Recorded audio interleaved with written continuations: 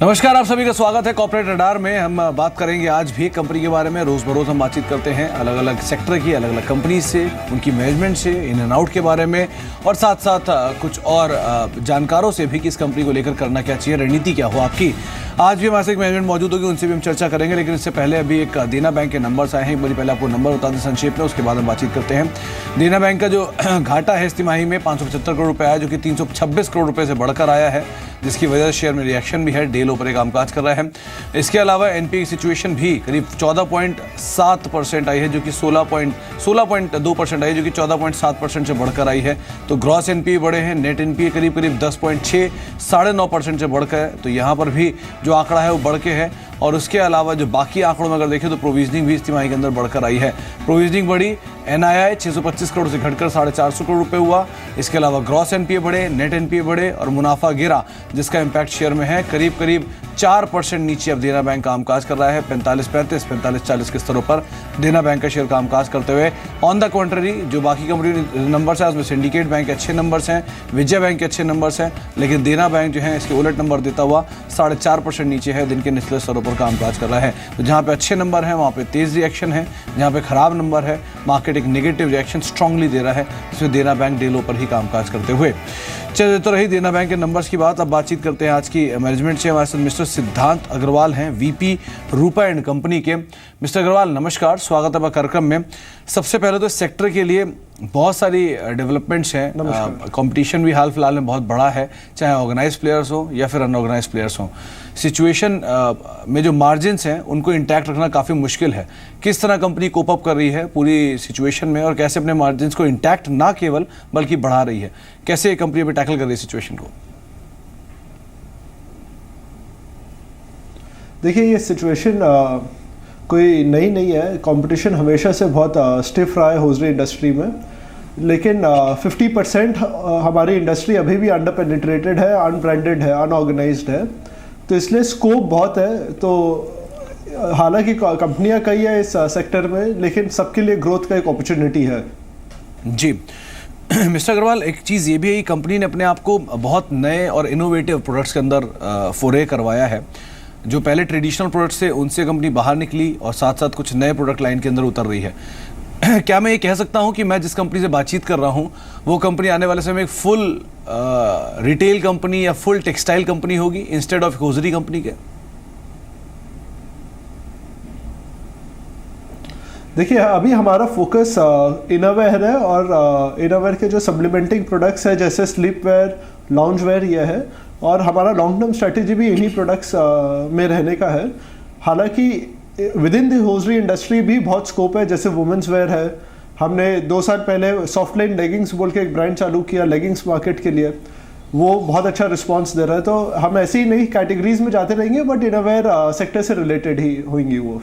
जी, एक चीज़ ये भी क्रूशियल है कि पिछले अगर पुराने नंबर्स को देखें तो 2011-12 या फिर 12-13, 13-14 इन सभी सालों में कंपनी ने ग्रोथ दिखाई। लेकिन 15-16 साल से कंपनी, यानी 2015 और 2016 से कंपनी की जो ग्रोथ है वो एकाएक बढ़ी है, और वहाँ से एक मल्टीपल काइंड ऑफ जंप होता हुआ दिखाई पड़ा है। तो क्या ये नए प्रोडक्ट लॉन्च करने का इम्पैक्ट है या इनपुट कॉस्ट में ईज आउट होने का इम्पैक्ट है? क्या ऐसी वजह रही कि FY16 ऑनवर्ड जो कंपनी के नंबर्स हैं उनमें एक रोबस्ट ग्रोथ आई है कंपेरेटिवली पिछले 4 साल या 5 साल? देखिए, डेफिनेटली ये नंबर्स नई प्रोडक्ट कैटेगरीज के कारण है। हमारे 2 नए ब्रांड्स हैं जो पिछले 1 साल में हमने लाइसेंस लिए हैं, वो है फ्रूट ऑफ द लूम और FC UK। तो आगे जो हमारे प्रोजेक्शंस है ये इन्हीं के कारण बढ़े हैं। और प्लस हमें हमारे बाकी प्रीमियम ब्रांड्स जैसे माइक्रोमैन M सीरीज, सॉफ्टलाइन लेगिंग्स, इसमें भी काफ़ी अच्छा स्कोप दिख रहा है। जी, दोनों प्रोडक्ट्स की आपने बातचीत की, FC UK और फ्रूट ऑफ द लूम्स की। इन दोनों से कंपनी किन एरियाज़ को या किन जो क्लास ऑफ द सोसाइटी है उसे टारगेट करने की कोशिश कर रही है, और किस तरह के मार्जिन्स कंपनी इन प्रोडक्ट्स में देख रही है अपने? देखिए, FC UK top of the pyramid brand है। ये एक सुपर प्रीमियम ब्रांड है, या आप एक ब्रिज टू लग्जरी ब्रांड बोल लीजिए। ये एक लाइसेंस एग्रीमेंट है FC UK के साथ। तो आगे जाते हुए हम इसी सेगमेंट में प्ले करना चाहेंगे, और इसमें ग्रॉस मार्जिन हमारे 50-55% होंगे। सुपर प्रीमियम और प्रीमियम सेगमेंट आज के दिन इनोवेयर इंडस्ट्री के हाईएस्ट ग्रोइंग सेगमेंट्स है, और प्रीमियम सेगमेंट में हमारा प्ले और स्ट्रॉन्ग करने के लिए, जैसे हम मैक्रोमैन एम सीरीज़ के साथ काफ़ी स्ट्रॉन्ग है और एक और ब्रांड के साथ और स्ट्रॉन्ग होना चाहते हैं, तो इसलिए फ्रूट ऑफ द लूम के साथ एसोसिएशन किया है। तो आगे जाते हुए ये प्रीमियम सेगमेंट को केटर करेगा फ्रूट ऑफ द लूम। जी, आपने इसमें जो राइट्स की बातचीत की, कब तक का ये एग्रीमेंट है और क्या गोइंग फॉरवर्ड कुछ और ऐसे बड़े ब्रांड्स या ऐसे प्रीमियम ब्रांड जिनके साथ कंपनी की बातचीत चल रही है जहां पे कुछ और एग्रीमेंट्स हो सकते हैं?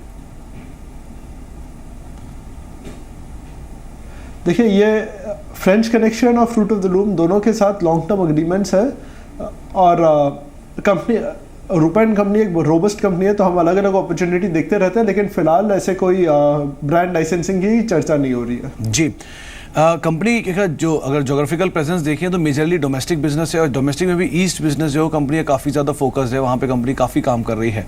क्या नेटवर्किंग को लेकर, क्योंकि आपको ऑलरेडी बड़ा डिस्ट्रीब्यूशन नेटवर्क है, इसको और एक्सपैंड कर रहे हैं? एक्सपेंशन के साथ साथ क्या कुछ और एरिया जैसे सदर्न मार्केट हुआ या नॉर्दर्न मार्केट में और ज़्यादा स्ट्रॉन्ग प्रेजेंस, इसको लेकर कंपनी कैसे कामकाज कर रही है? और कुछ ऐसे एरियाज़ जो कंपनी को लगता है कि हाँ ये अच्छे एरियाज़ हैं, यहाँ पर डेवलपमेंट हो सकता है, यहाँ पर ज़्यादा ग्रोथ है, उनको कंपनी ने आइडेंटिफाई किया तो कौन से होंगे?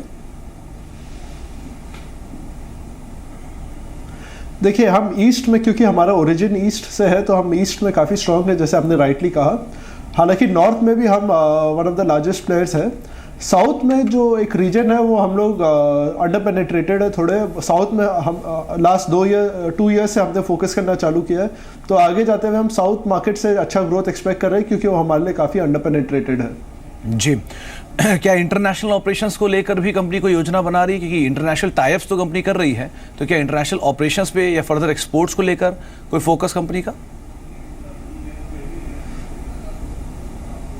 देखिए, इंटरनेशनल एक्सपोर्ट्स हमेशा से कंपनी का एक रेवेन्यू स्ट्रीम रहा है, लेकिन लास्ट 2-3 साल में जो कंपनी की इंटरनेशनल मार्केट्स है, जैसे नॉर्दर्न अफ्रीका, मिडिल ईस्ट, ये काफ़ी डिस्टर्ब रही है पॉलिटिकली, और इनकी करेंसी भी काफ़ी स्टेबल नहीं रहे। तो हालांकि अभी इमीडिएटली हमारा फोकस इंटरनेशनल मार्केट्स नहीं है, हालांकि वो एक ग्रोइंग स्ट्रीम है, लेकिन प्रॉब्ली एक बार ये सारे मार्केट स्टेबलाइज हो जाए फिर हम इंटरनेशनल मार्केट्स पे अपने और रिसोर्सेज एलोकेट करेंगे। ओके सर, कंपनी ने रिसेंटली थर्मोकॉट जैसे जो नए वेंचर्स हैं उनमें फोरे किया और वहाँ से अच्छे रेवेन्यूज़ भी कंपनी डिराइव कर रही है। प्रमोशनल वहाँ पे जो वर्क है वो भी काफ़ी कंपनी कर रही है। क्या इसी प्रोडक्ट लाइन में कुछ और नए प्रोडक्ट्स विंटर वेयर के लिए या स्पेशली समर वेयर के लिए या कई और जो स्विम वेयर जैसे सेगमेंट्स होते हैं इनको कैटर करने के लिए भी कंपनी कुछ योजना बना रही है? देखिए, थर्मोकॉट जो थर्मल या विंटर वेयर का सेगमेंट है, ये रूपा एंड कंपनी पहली कंपनी थी इंडिया में जो स्टार्ट की थी जी। 2 साल पहले हमने थर्मल वेयर में एक थोड़ा प्रीमियम ब्रांड बनाया था जिसका नाम है टोरिडो, और माइक्रोमैन एम सीरीज जो हमारा ब्रांड है उसका भी एक थर्मल वेयर है जो मार्केट में काफ़ी पसंद किया गया। तो ये विंटर वेयर के लिए हमारे 3 ब्रांड्स ही अभी compete करेंगे मार्केट में, जो अभी काफ़ी अच्छा स्पेस ले रखे हैं। और समर वेयर के लिए तो हमारा जो ट्रेडिशनल इनरवेयर प्रोडक्ट है, जो होजरी प्रोडक्ट्स है, वो ट्रेडिशनली समर वेयर ही माने जाते हैं। जी, एक स्ट्रॉन्ग ब्रांड प्रेजेंस है कंपनी की, खास तौर से जो भी सेलिब्रिटीज़ एसोसिएटेड रहे कंपनी के साथ, चाहे रणवीर सिंह हो, बिपाशा बासु हो या ऋतिक रोशन जैसे जो नाम एसोसिएटेड रहे हैं कंपनी के साथ, इससे एक अच्छी प्रेजेंस मिली है। गोइंग फॉरवर्ड कितना और रेवेन्यू एक्रेडिशन आप देख रहे हैं इस तरह के ब्रांड एसोसिएशन से, और मार्केटिंग एक्सपेंसेस को लेकर या फिर एड स्पेंडिंग को लेकर कंपनी खर्च कितना बढ़ाने वाली है इन्हीं चीज़ों को देखते हुए? देखिए, हमारी कंपनी पॉलिसी एडवर्टाइजमेंट पे है कि हम मैक्सिमम 7 to 8% स्पेंड करते हैं टोटल टॉप लाइन का, और आगे जाते हुए भी हमारा यही पॉलिसी होने वाला है। जो ये ब्रांड्स का डिवीजन है टोटल बजट का, वो हम एज पर नीड्स डिसाइड करते रहते हैं। अभी हमारे ब्रांड एम्बेसडर रणवीर सिंह है, बिपाशा बासु है, बहुत ही जल्दी हमारा एक नया भी ब्रांड एम्बेसडर आने वाला है, वो campaign will go live next month. तो क्या आप उसका नाम बता सकते हैं? तो अभी हमारे ये 3 एसोसिएशंस ही है विद ब्रांड एम्बेसडर्स। आप जी, अभी ये बताना ठीक नहीं रहेगा, ये जब कैंपेन एयर होगी तभी खुलासा करेगी। चलिए, जल्दी उसके बारे में हम बातचीत करेंगे। एक और चीज़ अहम है, कंपनी की जो सब्सिडरीज़ हैं, अलग अलग सब्सिडरीज के थ्रू कंपनी परफॉर्म करती है, जिसमें FC UK के साथ जो कंपनी का कामकाज है वो अलग सब्सिडरीज़ में और बाकी तरह के कामकाज अलग सब्सिडरीज़ में है। किस तरह का कंपनी का प्रदर्शन है बाकी सब्सिडरीज़ का? क्या कोई ऐसा यूनिट भी है जिसको कंपनी डीमर्ज करके अलग से लिस्ट कराने की योजना बना रही है? देखिए, जो कंपनी का एक सब्सिडरी ओबान जिसमें ब्रांड लाइसेंसिंग बिजनेस होता है, वो लास्ट ईयर ही फॉर्म हुई है और अभी ऑपरेशंस चालू कर रहे हैं दोनों ब्रांड्स के। तो इनका तो कोई लिस्टिंग का फिलहाल प्लान नहीं है, और जो बाकी सब्सिडरीज है वो क्योंकि रिलेटेड बिजनेस में है तो उनका भी कोई लिस्टिंग का प्लानिंग नहीं है। अभी हमारा एक ही कंपनी जो मेन मदर कंपनी है वही लिस्टेड रहेंगी। ओके, एक क्रूशियल चीज़ जो रही है सर वो है कॉटन के प्राइसेस, क्योंकि बहुत इरेटिक मूव कॉटन के प्राइसेस में देखने को मिला है, फर्स्ट हाफ को लेकर भी या सेकंड हाफ को लेकर भी।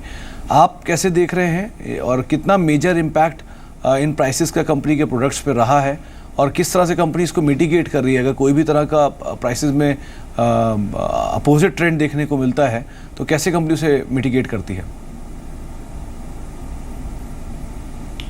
देखिए, हम जिस मार्केट्स में काम करते हैं वो काफ़ी डायनामिक इन नेचर है। तो इन केस यार्न प्राइसेस बढ़ते हैं तो वो कंपनी के लिए बेटर होता है, क्योंकि वहाँ उस टाइम डिमांड बढ़ता है। एक होलसेल रिलेटेड प्रोडक्ट है ये। और कंपनी कोई भी फ्लक्चुएशन होता है कॉटन प्राइसेस में तो या तो हम वो अपने होलसेलर्स को पास ऑन कर देते हैं अगर प्राइसेस कम होते हैं, या तो फिर हम इमीडिएटली प्राइसेस बढ़ा देते हैं with the increase of cotton yarn.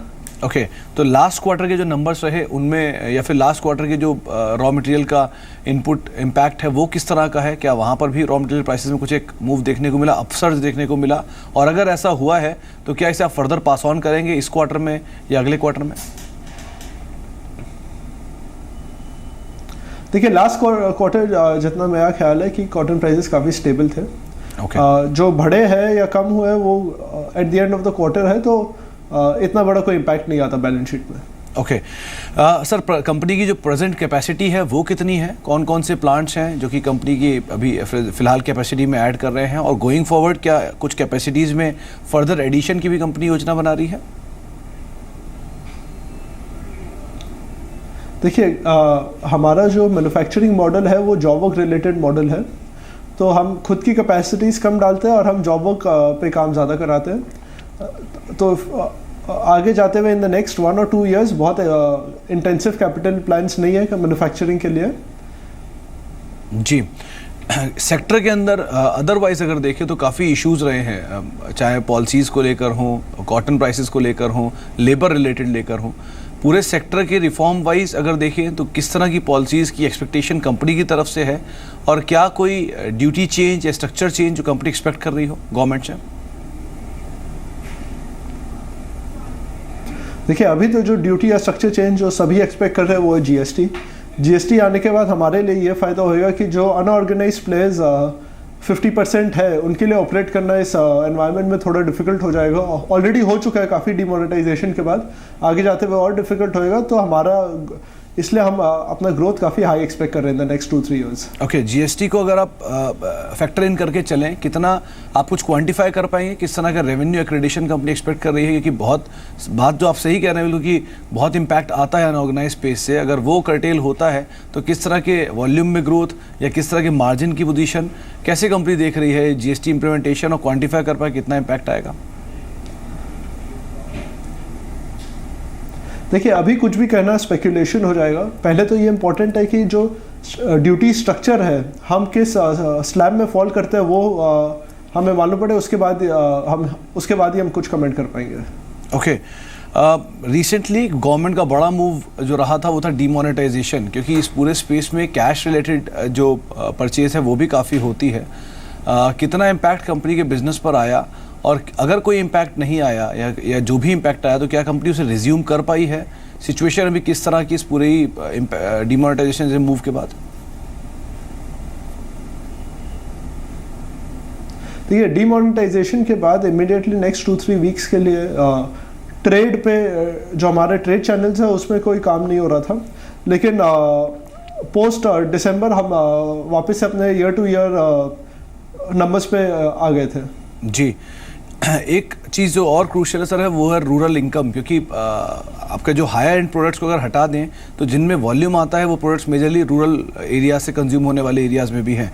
तो मॉनसून कितना बड़ा ट्रिगर है, और दूसरा गवर्नमेंट जो स्पेंडिंग बढ़ा रही है रूरल स्पेस में वो कितना इम्पैक्ट करने वाले हैं कंपनी की ओवरऑल प्रॉफिटेबिलिटी को लेकर? देखिए, हमारा ये अंदाजा है कि रूरल स्पेंडिंग ऑलरेडी राइज पे है। जो गवर्नमेंट ने काफ़ी पब्लिक एक्सपेंडिचर किया है कुछ पिछले महीनों में, उसका असर हमें दिखाई दे रहा है। और जो एक मानसून, जो अच्छे मानसून्स की हम बात करते हैं, वो डेफिनेटली हेल्प करती है हमारे सेल्स में। तो आगे भी हम देखते हैं कि फोरकास्ट मानसून्स के नॉर्मल है, तो यह हमारे लिए और बाकी कंज्यूमर गुड्स के लिए भी काफ़ी अच्छी बात है। ओके सर, एक जो चीज़ पिछले नंबर्स में ऑब्जर्व की गई है कि कंपनी ने जो 2016 में अच्छी ग्रोथ दिखाई थी, उससे ठीक पहले कंपनी अपने डिविडेंड डिस्ट्रीब्यूशन को भी उसी पैटर्न में लेके चल रही थी। एक अच्छा डिस्ट्रीब्यूशन था, लेकिन 14-15 और 15-16 के दौरान कंपनी का डिस्ट्रीब्यूशन ऑलमोस्ट सेम हो गया है। तो वहाँ पर डिविडेंड भी उतना इंक्रीज़ नहीं आया जितना कंपनी के मुनाफे में इंक्रीज़ था। यहाँ पर शेयर होल्डर्स को इतना रिवॉर्ड नहीं दिया गया। कोई खास वजह उसकी, या कंपनी अपने रिजर्व्स को इंटैक्ट कर रही है गोइंग फॉरवर्ड फर्दर एक्विजिशंस या फर्दर एक्सपेंशन के लिए? देखिए, डिविडेंड डिस्ट्रीब्यूशन एक बोर्ड डिसीजन है और उस पर मैं अभी कमेंट नहीं कर सकता। ओके एक चीज़ और सर, क्योंकि रिसेंटली जो भी लिस्टिंग थी कंपनी की, वो रीजनल एक्सचेंज से नेशनल एक्सचेंज पे आई थी, तो कंपनी कोई फर्दर फंड नहीं रेज किया और एक अच्छी डेट सिचुएशन भी है, कंपनी एक्सपैंड भी कर रही है, नए एरियाज में भी उतर रही है। तो क्या कोई going forward fund raising activity जो कंपनी एग्जीक्यूट कर सकती है?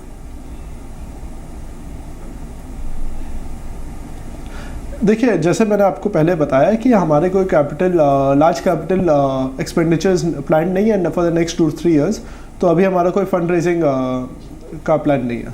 ओके चलिए, बहुत बहुत शुक्रिया मिस्टर अग्रवाल अपना समय हमें देने के लिए, हमसे बातचीत करने के लिए, कंपनी की सभी तरह की जो विस्तार योजनाएं हैं उन पर चर्चा करने के लिए। बहुत बहुत शुक्रिया अपना समय हमें देने के लिए। मिस्टर आशीष कुकरेजा मौजूद हैं। अब स्टॉक को लेकर भी एक व्यू ले लेते हैं। आशीष, अभी हम बातचीत कर रहे थे कंपनी के मैनेजमेंट से, फंड रेजिंग की कोई योजना नहीं है, बहुत ज़्यादा कैपिटल इंटेंसिव यूनिट भी नहीं है कि वो आउटसोर्स करके रखते हैं ज़्यादातर चीज़ें, और जिस तरह कंपनी ने नए 2 टाइप किए हैं FC UK को लेकर या फिर फ्रूट एंड लूम्स को लेकर, तो उसका भी इम्पैक्ट कंपनी के नंबर्स के ऊपर आएगा। आप कैसे देख रहे हैं रूप एंड कंपनी को? देखिए, कंज्यूमर फ्रंट पे जो कंपनीज नीश सेगमेंट में अपना पकड़ बनाए हुए हैं, वो हमेशा से ही एक मार्केट में डिमांड में रहती हैं, एक प्रीमियम उनके साथ जुड़ा हुआ रहता है, और ये डेफिनेटली कंपनी उसमें से एक है। और जिस तरीके से कंपनी अब अपनी प्रोडक्ट प्रोफाइल को और ज़्यादा रिफाइन करने की कोशिश कर रही है और हाई मार्जिन सेगमेंट में जाएगी, तो जिस तरीके से रिटेल ऑर्गेनाइज्ड बढ़ता ही जा रहा है और साथ साथ ऑनलाइन जो एक सपोर्ट भी मिल रही है, जरूर उससे कंपटीशन भी बढ़ रहा है, लेकिन आई थिंक ब्रांड की आइडेंटिटी काफी एस्टैब्लिश्ड है और गोइंग अहेड जिस तरीके से ट्रांसफॉर्म करने की कोशिश हो रही है कंपनी की, एक इंटरेस्टिंग प्ले हो सकता है। और आपको शायद इमीडिएटली बहुत बड़ा मूव ना देखने को मिले, but this is one stock which probably with the way economy improves, the rural sector improves, this will also start probably reflecting in such stocks. So एक ऐसा स्टॉक है जहां आप probably यहाँ से भी 450 के स्तर साल भर के अंदर आते हुए देख सकते हैं। चलिए, तो सेक्टर में कह सकते हैं आशीष आपकी सबसे फेवरेबल पसंद यही रहेगी या फिर किसी और कंपनी के साथ जाना चाहेंगे आप? नहीं, आई थिंक हर कंपनी अपना एक सेगमेंट के साथ मार्केट में है, but I would still prefer the companies which are trying to focus on the bigger base, जहाँ पे डिमांड बहुत ज़्यादा है, ऐसा प्राइस पॉइंट पे जहाँ पे डिमांड बहुत ज़्यादा है, और तो आई वुड स्टिक टू रूपा। जी चलिए, बहुत बहुत शुक्रिया आशीष अपना समय हमें देने के लिए और हमसे बातचीत करने के लिए, साथ साथ तमाम रिकमेंडेशन देने को। 450 रुपये तक की चाल भी शेयर में देखने को मिल सकती है, ऐसा आशीष का मानना है। इस कार्यक्रम को तो यहीं से